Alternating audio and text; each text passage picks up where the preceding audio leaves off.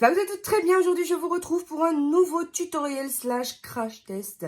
Oui, parce que cette palette, je vous avais dit que j'avais hésité entre deux, que j'avais acheté l'autre et donc pas celle-ci.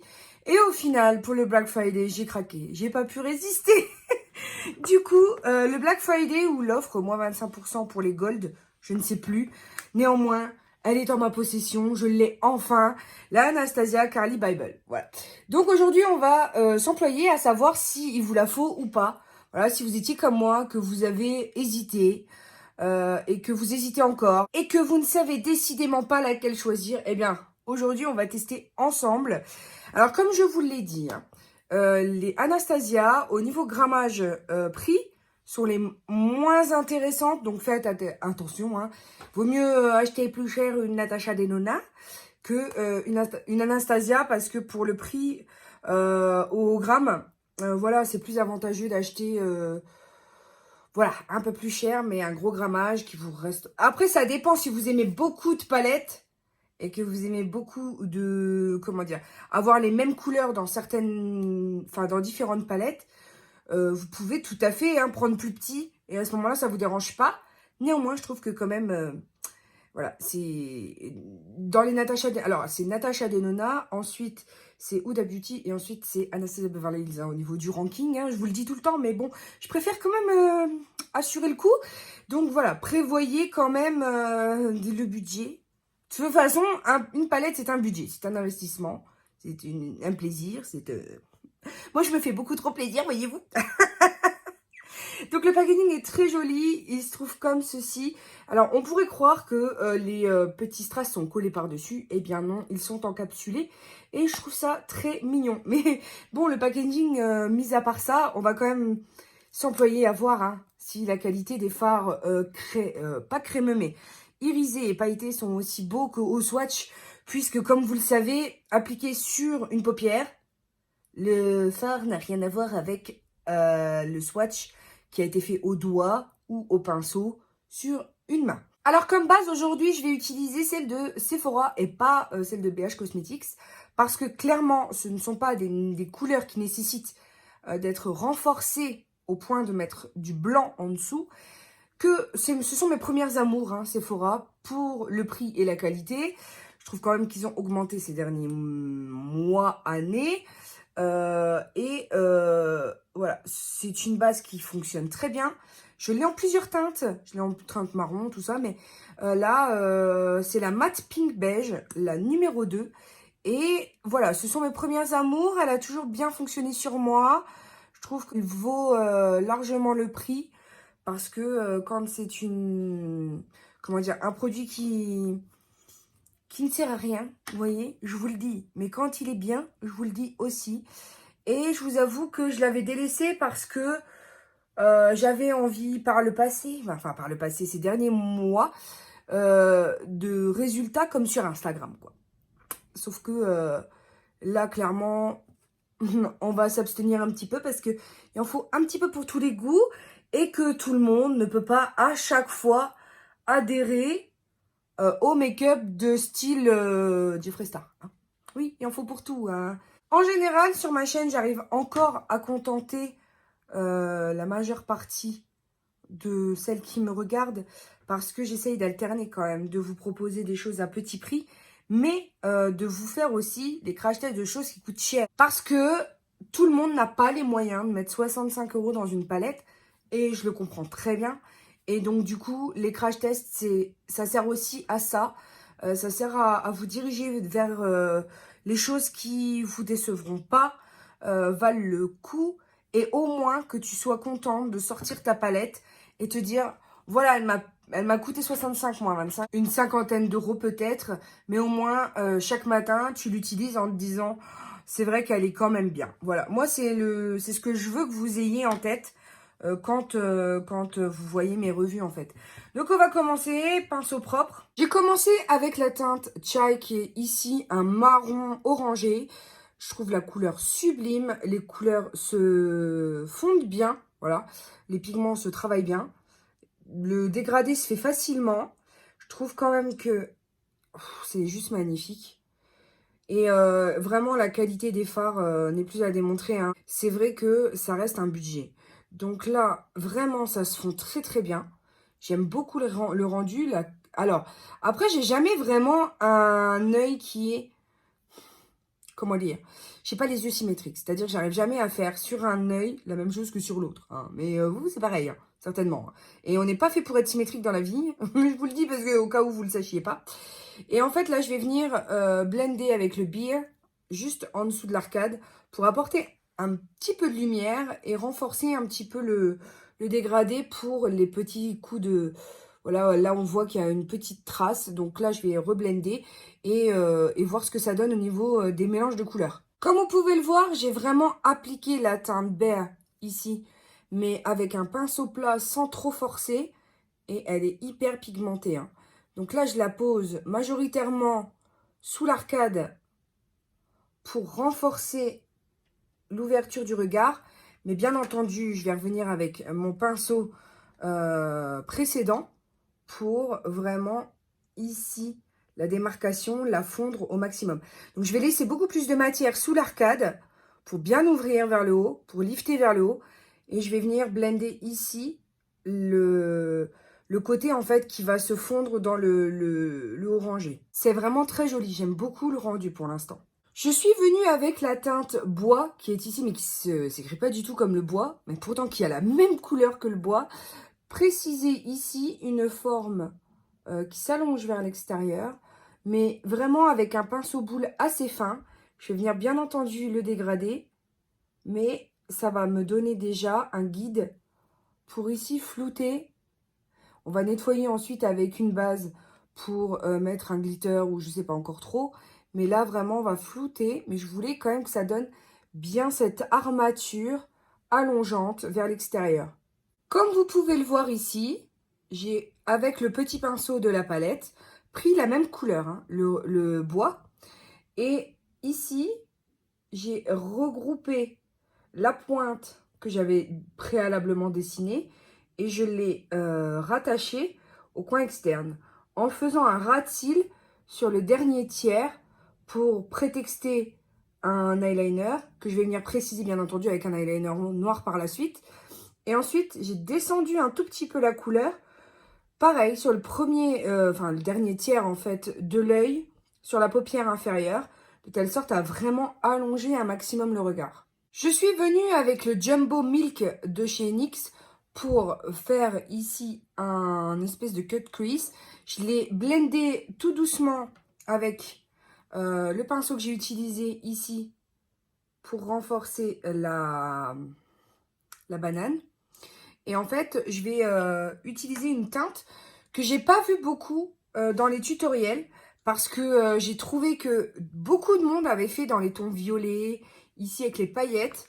Néanmoins, ce mordoré ici est juste sublime et j'ai pas vu beaucoup de monde l'utiliser, donc du coup, c'est ce qu'on va utiliser aujourd'hui. Comme vous pourrez le constater au pinceau, ça fait énormément de chutes. Du coup, je suis obligée de venir avec un gros fluffy épouseté sous l'œil. Donc, je vais tenter au doigt. Donc, comme vous pouvez le voir, j'ai appliqué ceci sur le milieu de la paupière en remontant vers l'extérieur, en laissant bien entendu le coin interne libre pour poser une couleur un peu plus claire qui va illuminer aussi cette... Parce qu'en fait, j'ai les yeux très très rapprochés. Du coup, j'aime beaucoup les points de lumière et tout ce qui se rapporte ici au premier tiers à la lumière pour essayer de capter le plus de luminosité possible et avoir cet effet un peu d'œil allongé. Ici, malgré le fait que je l'ai appliqué au doigt, j'ai de nouveau des chutes. Donc, je viens balayer. Du coup, ça me laisse un petit peu de paillettes sous l'œil. C'est pas pour me plaire particulièrement. Et maintenant, je vais reprendre du coup mon pinceau de tout à l'heure pour venir ici fondre les matières pour pas que ça fasse une démarcation trop présente et que ça fasse pas joli. Si vous trouvez que l'intensité de l'extérieur a été un petit peu dégradée par le fard que vous venez de poser et travailler, je vous conseille de rajouter un tout petit peu de fard et de retravailler de nouveau pour garder une intensité qui permettra d'avoir vraiment un œil en dimension. Sinon, le rendu sera trop plat et vous ne serez pas forcément conquise par le résultat. Ensuite, je suis venue passer la teinte mauve que j'ai fixée avec, enfin que j'ai mouillée avec un peu de fixateur, que j'ai appliqué ici en premier tiers de la paupière. Et comme j'avais un petit peu estompé le résultat, bah, écoutez, je suis venue repréciser la forme de l'intérieur puisque j'ai envie de poser un liner pailleté par la suite pour que ça, voilà, pour que ça garde son intensité et pas que ce soit trop fondu dans la masse. J'ai décidé de rajouter un crayon noir en muqueuse supérieure, un crayon de, donc c'est le Sephora en teinte, donc le Waterproof Contour Eye Pencil 12h en teinte noire, Clubbing Stiletto, pailleté glitter, le teinte numéro 2. Et pour la muqueuse inférieure, j'ai utilisé un Everlasting Kajal Kiko, donc d'une collection, je pense, illusoire. Le 1, le crayon yeux de la collection Sport. Voilà. Donc là, ça fait extrêmement clair, hein, ça révèle le maquillage. Et comme vous pouvez le remarquer, j'ai rajouté ici le Cindy, qui est un orangé sur toute la paupière inférieure, pour donner un peu plus de densité et rappeler un petit peu, comment dire, la transition qu'il y a sur le dessus. Maintenant, je vais venir agrémenter avec le mascara, l'eyeliner, les faux cils, pour que vous puissiez voir un petit peu le rendu. Voilà mes beautés, le résultat de ce make-up du jour. Alors, je vais vous raconter tout ce qui s'est passé, puisque là, nous sommes 2 heures plus tard. J'ai fait les lèvres. Alors, les lèvres, j'étais pas contente avec ce que j'avais fait. Donc, je vais vous expliquer un petit peu les couches et les surcouches que j'ai fait. Parce que, et même là, j'ai pas la couleur que je voulais. Voilà, je voulais une couleur beaucoup plus dorée. Total, c'est pas du tout ce que j'ai réussi à faire. J'ai pas de top coat doré pour mettre dessus. Donc, bah écoutez, c'est obligé. Ça restera comme ça. Donc, j'ai voulu tester déjà, enfin tester non, mais utiliser le kit Huda Beauty. Donc, c'est le kit avec le lip contour, je sais plus quel... si, le bombshell. Donc, le lip contour en teinte bombshell, le matte lipstick en teinte bombshell et le top coat, le lip strobe en teinte Rizzi. Donc, voilà, j'ai voulu utiliser ça, mais je trouvais que ça faisait pas assez doré, que ça faisait trop orangé comme ça. Donc, j'ai essayé un rouge à lèvres de chez MAC. Oui, j'ai vraiment mixé. Enfin, ce fut la galère, vous allez comprendre pourquoi. Donc, le Bling Bling Liquid Lip Color. Mais, bien entendu, trop cuivré, ça n'allait pas du tout avec le make-up du jour. Donc, j'ai été obligée de l'estomper avec un essuie-tout. Enfin, pas un essuie-tout, mais pas un sopalin non plus. Oh, je vais y arriver. Un mouchoir. Du coup, ben, pas celui-ci. Mais bon, ça a quand même laissé un dépôt. Donc, voilà, pour avoir ce mélange-là.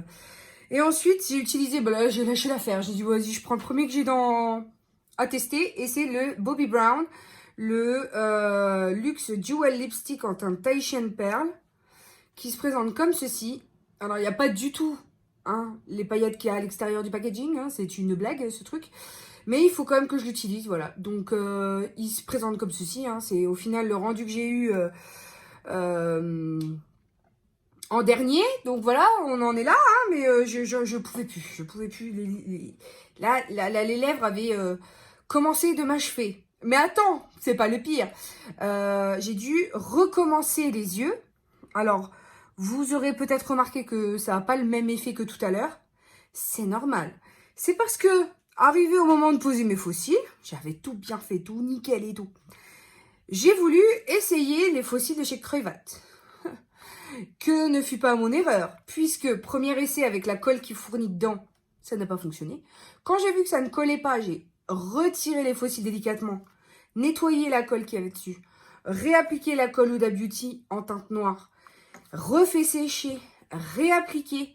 Il n'y avait qu'un œil qui allait, le deuxième n'allait pas, ça faisait vraiment trop moche. J'ai retiré, j'ai nettoyé délicatement, et là le cil, je vais vous montrer, est devenu... Ben, il s'est cassé en deux, quoi. Il s'est pas cassé en deux, mais en fait, c'est censé être une double frange. Donc, celle-ci, voilà, avait bien tenu. Nickel. Voilà, bien. Et l'autre, quand j'ai voulu la nettoyer, ici, vous allez voir, elle ne se maintient plus du tout. Voilà, elle est cassée, quoi. C'est-à-dire que le tissage de la bande, je sais pas si vous verrez très bien, mais le tissage de la bande de cils, il est en train de partir. Et donc, du coup, il est cassé. Enfin, elle commence à fissurer, quoi. Si j'avais posé ça, je vous assure que le rendu aurait été un petit peu... comment vous dire? Donc, certes, je les ai pas payés cher. Je voulais tester. Ne testez pas ces trucs-là. Ne payez pas moins cher en pensant que ça va aller mieux. Non, non, non, non, non, non, non. Les fossiles, faut quand même mettre le prix. Regarde-moi ça, c'est vraiment... Alors, Creuvat, il faut m'expliquer. Ils étaient très jolis, hein, au demeurant, hein, mais quand j'ai vu que ça pétait comme ça au milieu, enfin, là, il faut pas grand-chose de plus pour que les 2 franges te restent dans la main. Donc, je sais pas. Je ne sais même pas si je vais réussir à réutiliser ça dans ma carrière youtubesque, ni dans ma carrière make-upiste de consommatrice lambda, parce que, franchement, j'ai... je sais pas. Là, franchement... alors, vu comment j'ai galéré déjà pour les poser, j'ai galéré à les faire tenir. Non, ne prenez pas du fossile à 3 €. C'est ce que vous récolterez, hein, même s'ils sont très beaux, et que c'était des doubles et qui sont magnifiques. Hein. La frange au demeurant est très très belle. Hein, parce que la deuxième qui a bien tenu, elle était très très jolie. Non. Donc, ce que j'ai fait, c'est que j'ai lâché l'affaire. J'ai tout décollé. Il a fallu du coup, parce que j'avais plein de colle sur la frange, il a fallu que j'y aille avec un coton-tige et du démaquillant tout doucement. Comment te dire? Je te dis, j'ai fini de me décomposer, mais je t'assure qu'entre-temps, il a fallu que j'aille faire un peu de ménage, bricolage, parce que j'en pouvais plus. Hein. J'en pouvais plus. Donc, ce que j'ai fait, c'est que j'ai pris des BH Cosmetics, en l'occurrence ceux que je porte maintenant, qui sont juste magnifiques. Ce sont les D302, voilà, que j'ai payé 6,80 € ou quelque chose comme ça, 6 ou 7 €. Maximum 10 €, ils dépassaient pas 10 €, hein, sinon je les aurais pas forcément pris. Donc voilà, ça va être... Ah en plus j'en ai perdu un. Hein. Donc ça, je mets dans ma bannette des top flops du mois, hein, parce que ça devra être mentionné, je pense. Donc, ce que j'ai fait, c'est que j'ai bien nettoyé, j'ai remis une couche d'eyeliner, hein, et j'ai recollé une frange de fossiles BH Cosmetics. Donc, si c'est pas parfait, ne m'en veuillez pas, c'est que vraiment, au bout de 2 heures de galère, tu te dis, bon, ça ira quand même. Mais je préviens que là, du coup, tout mon make-up a été complètement gâché par des fossiles à 3 €. Voilà. Donc, ce que j'ai fait, c'est que j'ai réappliqué ma palette Carli Bible qui ne cesse de tomber. Ça va que j'ai un gros ventre qui l'amortit quand même la chute. Donc, elle ne casse pas, encore heureux. Mais elle ne fait que ça. Ça fait 3 fois que je la ramasse. Je disais donc, je suis venue passer le mat signature eyeliner de chez L'Oréal que j'aime vraiment beaucoup. Puisque là, bon, on le verra pas. Et en même temps, j'ai fait tellement de couches et de recouches qu'il n'est pas parfait ici. Mais quand je fais mon make-up normal, il est très noir, il est très fin, il est super. Et il ne file pas dans les plis ici lors de l'application en fait des fards. Quand tu réappliques l'eyeliner dessus, en fait, il file pas dans les ridules en fait que provoque la sécheresse des fards sur l'œil. Je ne sais pas si c'est très intelligible ce que je dis, mais en tout cas, moi, je me comprends. J'espère que vous aussi. Là, j'ai pas eu le choix parce qu'en fait, c'est une partie de la colle qui restait que j'ai pas réussi à gratter. Il y a aussi un petit mélange de j'en peux plus, foutez-moi la paix. Tu vois. Là, il y a quelque chose qui me gêne, genre ça doit être de la colle. Mais où, je ne sais pas, mais en tout cas, ça me gêne. Je ne sais pas du coup si ces fossiles n'ont pas gâché tout le boulot parce que du coup, je suis gênée quand même pour quelque chose, mais je ne sais pas où. Dès que j'ai réussi à poser ma nouvelle frange BH Cosmetics, donc j'ai appliqué le Bambi Eye False Lash pour dompter en fait les cils inférieurs et les coller à la frange de faux cils. Voilà. Je sais plus si ce que je dis c'est bien français, mais j'espère que vous comprendrez. Et ensuite, j'ai passé mon Heavy Metal en teinte Midnight Cowboy de chez Urban Decay que je trouve magnifique en banane. En tout cas, cet effet métallisé est juste très très très joli et en coin interne. Voilà. Alors, pour le reste, hein, ça ressemble plus à rien. Je suis bien d'accord avec vous. Néanmoins, on va en revenir au sujet principal de la vidéo, qui est la palette. Et ce que j'en pense. Parce que malgré tout mes déboires de la vidéo du jour, hein, parce que là, je n'en peux plus. Je trouve cette palette très bien fichue. Les coloris sont quand même très jolis. Voilà, ce qui m'inquiétait et qui m'avait, on va dire, fait douter avec l'autre, c'était ce rouge-là. Je vais bien sûr faire un autre make-up avec. Pas aujourd'hui, hein, parce que du coup, voilà. Quoique, je sais pas, parce que ça va peut-être me gêner, il va falloir que je me démaquille. Néanmoins, j'ai trouvé que les irisés étaient bien irisés. Et d'ailleurs, ça se voit, ils sont très bien irisés. Que les mats étaient très faciles à travailler. Un peu poudreux, hein, je vous avoue. Enfin, les irisés un peu plus poudreux que les mats, d'ailleurs. Et franchement, ça se blende bien. Le rendu est très joli, malgré mes déboires, comme je le dis. Puisque vraiment, ça a tout ruiné au niveau du coin interne et tout. J'avais bien bossé et là, c'est pas possible. Je l'aime bien. Après, il faudrait que je la réutilise de nouveau, que je la compare avec l'autre, voir...